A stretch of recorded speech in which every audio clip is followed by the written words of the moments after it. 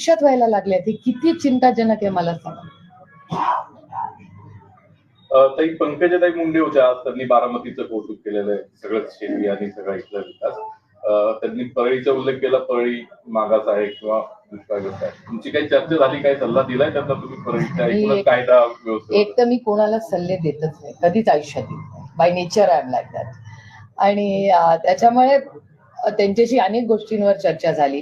त्यांची बहीण माझ्यावर अनेक वर्ष संसदेत एकत्र आम्ही काम केलेलं आहे आणि त्या कुटुंबाचे, महाजन फॅमिली असेल, त्यांचे माझे पारिवारिक संबंध अनेक दशकांचे आहेत.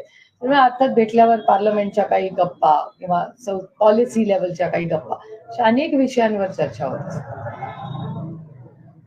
राष्ट्रवादी आणि शिवसेना जे आमदार आहेत ते अपात्र प्रकरणी आज विधान भवनात 12 वाजता सुनावणी पार पडणार होती. नेमकं काय झालं आणि कसं बघताय? आमच्या दोन्ही बाजूंच्या वकील गेले होते. मला वाटतं त्यांनी वेळ मागितलेली आणखी.